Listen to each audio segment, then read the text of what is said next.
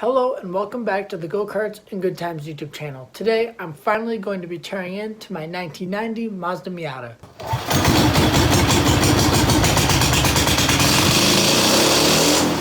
If you saw my last video, you'll know that I picked up this car for $200 and it's basically just been sitting here since I got it cleaned out and all the extra parts put away. I've yet to reveal my real plans with the car, but just know it's not going to be something that would be convenient to daily drive. This means that most of the parts on the car can actually be sold, which is why I'm finishing the part out that the last owner started. One of the biggest things is the interior, which is actually in decent condition for how the last person used it and how it's been sitting outside for this long. I was hoping to sell the top, but after people ask and find out it has a couple little rips, they're not as interested, so I haven't been able to sell that yet. But I do have an offer on the stock seats, which I wanted to use for as long as possible. But if someone's ready to give me the money for them, I can let them go because they will be replaced eventually anyways. I would love to get to it and start ripping out the entire interior, but today I'll probably just be removing the seats because someone wants to come buy them. And I also want to note that my local junkyard sells seats for $20, so I can easily just find a car that has some kind of sporty seats that are small enough to fit and retrofit them to work. After all, like I said, these won't be staying in long anyway, and the car isn't going to be driven for a while to begin with. The hardware on these seats is super crusty, but without further ado, it's time to get working and get these things torn out.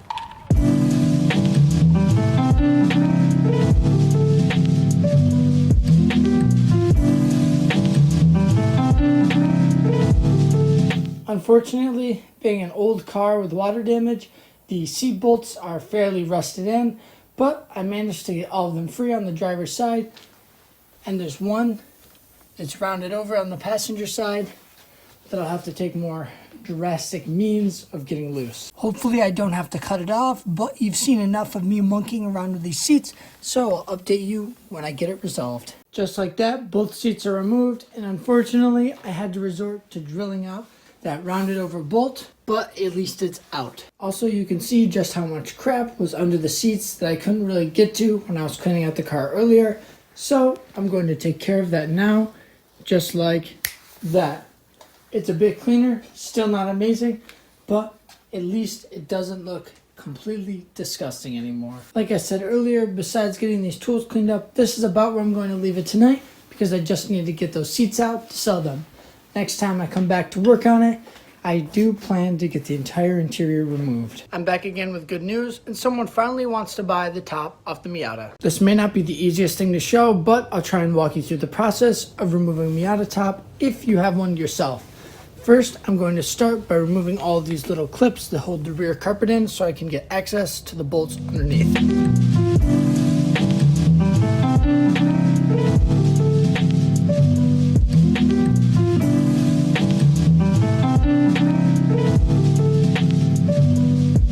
Just like that, all the clips are removed, and when you're usually doing this, you want to use a plastic fork-shaped tool that's designed to pull these out, but I didn't have that, so I made it work with these other tools. Now it's just this Phillips head screw that holds the carpet in on the sides, and I can get it pulled out.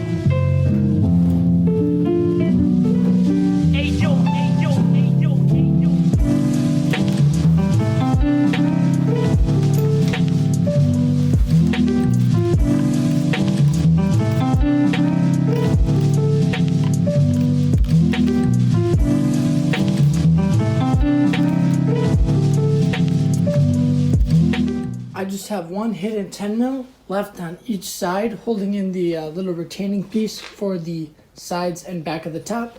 But before I do that, I can pop out this side trim here. It goes around the seat belt mechanism and get more room.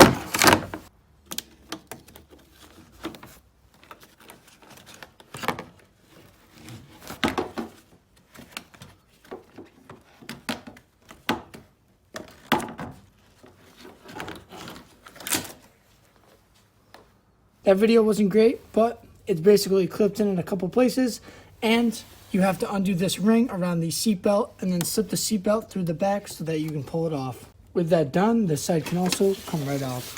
With those removed, it's a little bit easier to see that last 10 mil in the back. Both sides undone, I can now remove this little piece of trim or the retainer that holds the bottom of the top end.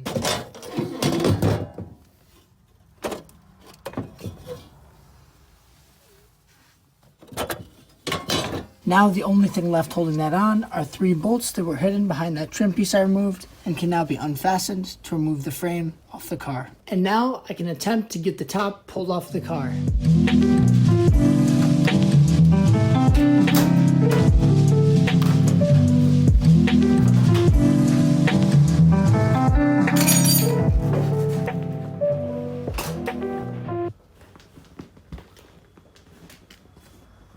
Just like that, the top and everything holding it in are removed, and now I have to get things cleaned up before I move on to tearing out other parts of the interior. Next, I will be moving on to getting the rear shelf torn apart, or at least as much as possible, with these removable panels, which are held in place with some hidden bolts and some that are right up here for me to see.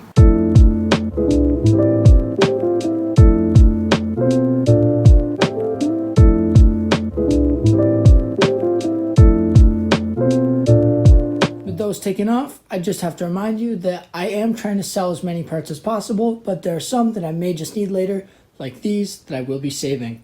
And now I can move on to trying to get the carpet pulled out of the car.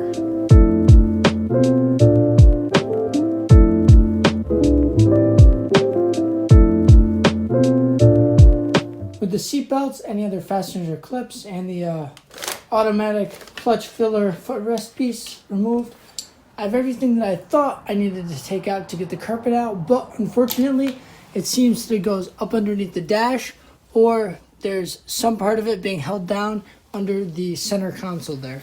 So I think what I'll have to do is pull the dash and get the carpet out when I do that.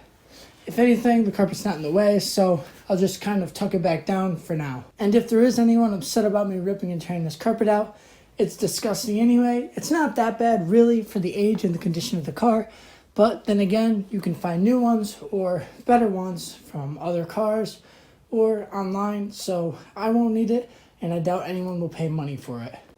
Again, before I try and pull the dash out, I've got to reorganize and clean things up a bit. And now the time has finally come to remove the broken windshield from the car.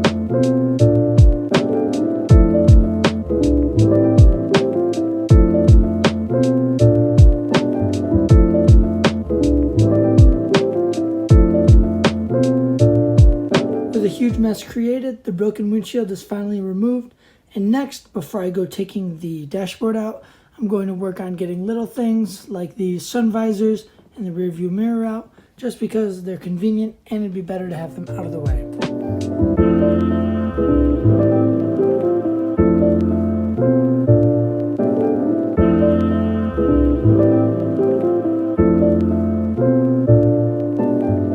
With everything on the windshield removed, it would now be time to pull the dash, but I'll save that for tomorrow. It's still a mess in here, so I've got to get that sorted out, but hopefully I have someone coming to buy the top tomorrow, and I can come back and complete the removal of the dash and finish gutting the interior. With it looking a bit cleaner in here, this is good night, and I'm excited to come back tomorrow to get the dash pulled out and the interior finally gutted. Well, it isn't exactly the next day. I have returned to start pulling the dash out of the car. This means that for the next half an hour, I'll be searching around with a flathead screwdriver, a Phillips head screwdriver, and a 10 and 12 volt socket to get all the bolts and screws taken out so I can pull the dash.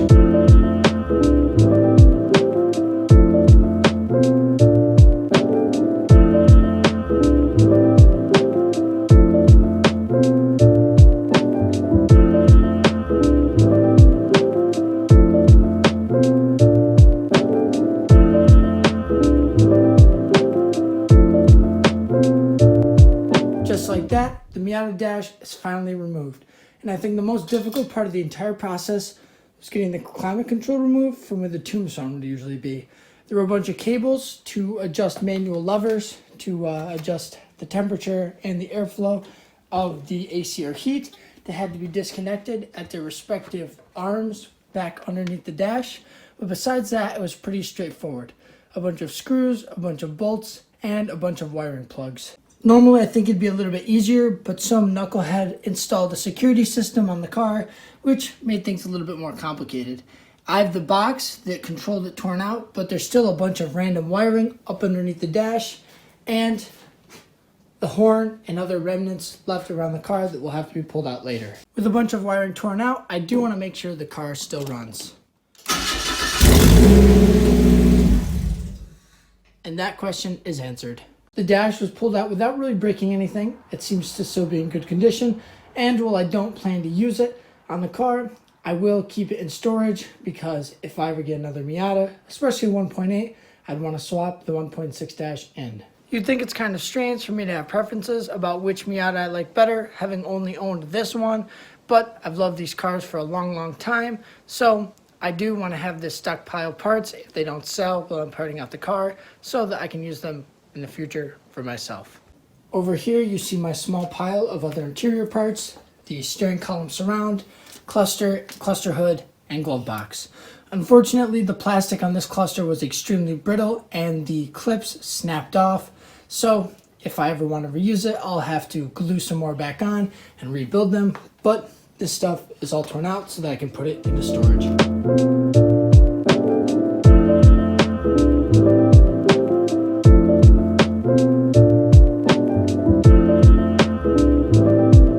I did end up having to unbolt and jiggle around the heater core to get the carpet pulled out from under it, but just like that, the carpet is removed in one piece. With the carpet removed, you can see this car's largest issue. It is a Fred Flintstone mobile. The owner before the last left the driver's side window open. Well, it was sitting outside for a long period of time, so water filled up here and rotted out the floor. I'm not really concerned because this, again, is only this little area. The rest of it does have rust, but in the Northeast, what car doesn't? So the rest of the car isn't that bad. Some people may yell at me in the comments about it being unsafe or structurally unsound, but I plan to reinforce, put a new floorboard in, and weld a new frame rail in underneath that. That's probably going to be stronger than the original. I've yet to fully tell you what my plans with the car are, but I urge you to stick around anyway, because even if you're not doing the same thing, this is a good documentation of the process of getting the car ripped out. Some people do this to restore them or clean them or do other maintenance on them, so I think it's still good to watch. That being said, this is just about where the contents of this video are going to end. My goal for this video was to get the entire interior removed, and I did exactly that. Now, I just have to get things cleaned up, and the extra parts I now have put up into the rafters for storage. Like I said earlier, I will be selling some of these parts if I get good enough offers, because after all, I am parting out the car and getting rid of extras. I do plan on reusing some of the parts though, like the cluster and maybe some of these trim pieces. I do not plan to run a full interior, but I want some stuff so that it's still nice without just being an empty tin can with a steering wheel and a shifter. As you can see, just spending nights or a couple hours on weekends, this car is already making good progress. Hopefully I can get the Subaru done soon enough so that I can really go into full swing on this project and start making actual big changes besides just getting it ripped apart. With that, hopefully you stay tuned to look at the progress of this car and my Impreza as well as the other projects on the channel. If you enjoyed, I'd appreciate it if you liked, commented, or even subscribed to the channel. And for now, this is me signing off.